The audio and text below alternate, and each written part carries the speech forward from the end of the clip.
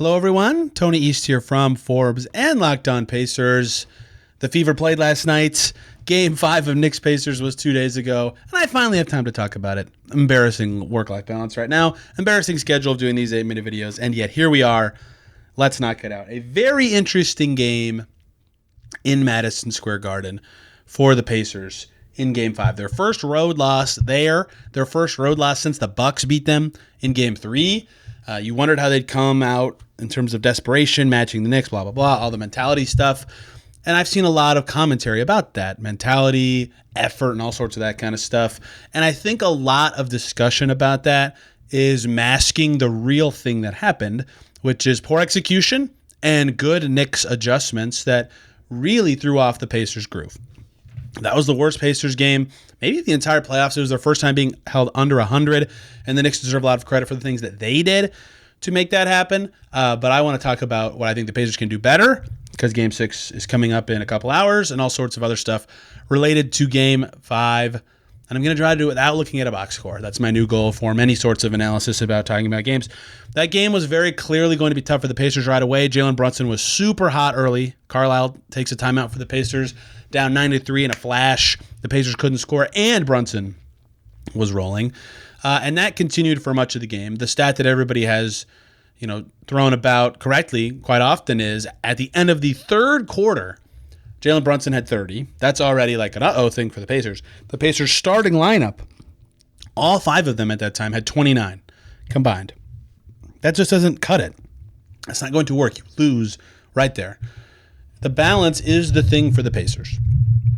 They have a lot of great players that can win them games, but they're at their best and they have 6 in double figures and all these guys chipping in different ways, and they had nobody doing that in Game 5. And that's where Game 5 became an interesting low point for the Pacers in the playoffs to me, is for the first time their entire starting 5 was bad as a unit and as individuals. And that's what I wrote about in Forbes, is that is that reality, right? I already mentioned they haven't scored under 100 points, but they were minus 10 and they played 7 minutes. And I get the time element is partially related to Aaron Nesmith's injury. He only played a little under 16 minutes for the whole game, but that was the least they've played in a game this postseason. The injury is the reason why, but it was their second worst raw plus minus. So even when they did play in those limited minutes, they were bad as a collective.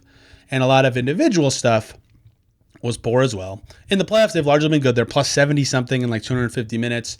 They have more games with a plus minus above plus 10 than they do negative. Like, they've been good on balance. That was the story of Game 5 to me, is that group was rough.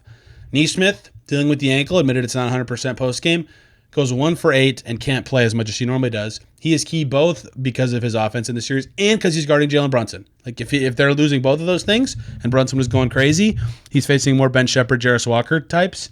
That's tough. Maybe they try Andrew Nembhard on him tonight if Nesmith can't be at that level. Nesmith was great in the last Pacers home game, but there was travel now in between the games. So we'll see what he looks like. Pascal Siakam's been brilliant this series. 30 in Game 4, his best playoff game ever in Game 2, 5 for 13 in Game 5. And they didn't even have Anunoby on him. He just wasn't as effective. He couldn't get to his spots past Cat. At times, he wasn't getting those seals against Smalls as often. Just not a good game for him. Andrew Nembhard was 3 for 8. Too many turnovers. He was being guarded by Anunoby. And we'll get back to that matchup in a second because it's very relevant, but he was kind of neutralized. And Miles Turner took 3 shots. And Miles Turner's series has been interesting because his rebounding has been poor. His defense has been fine, but he's made 50% of his shots in every single game still, or more in this series, and he's taking 8+. So even though a lot of stuff that needed to be important for him in the series hasn't gone great, his efficiency has made him effective, and he was 2 for 3 in this game. Anyway, he's such a fulcrum for the Pacers a lot of time. They give it to him at the top. He swings, he sets a screen, he moves, he forces switches or reactions, but only taking 3 shots to me showed everything wrong with the Pacers for this game. Like, he took 8 or more in every playoff game before this one. They were not flowing right on offense. They could not get their role players or their finishers good looks. And that's where we get to the 5th starter, Tyrese Halliburton, who after his best playoff game had maybe his worst game this postseason, 8 points on 7 shots, 6 assists after his triple-double.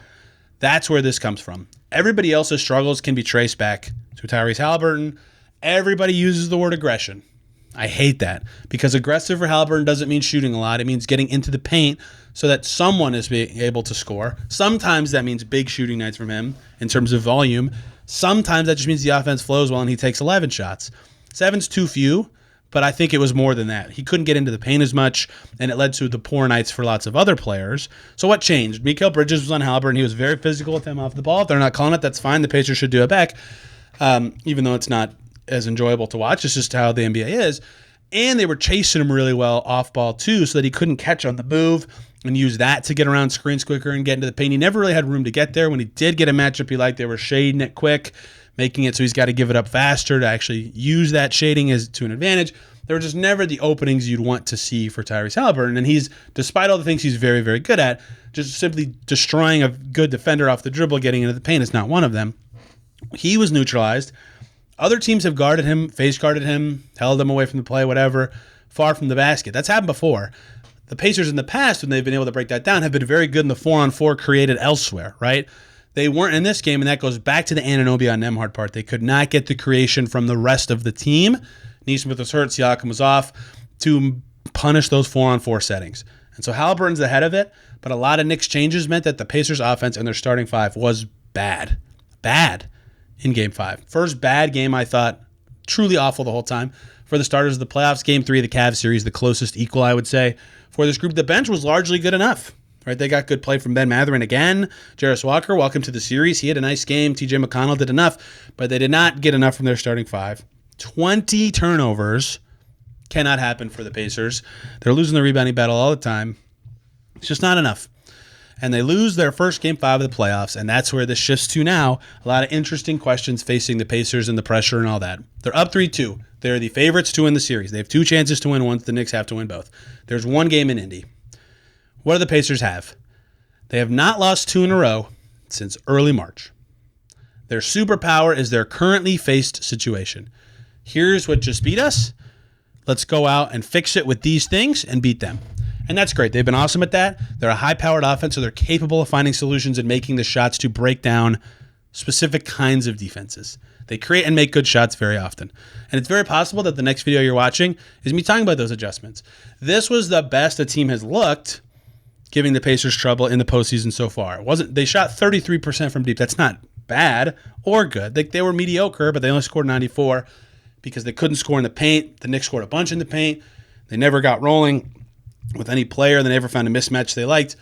This was the hardest they've had to work to score. So yes, they're great at responding. Yes, they're at home. Yes, they're going to be more desperate. There's a lot of indicators that say they should or could win this game.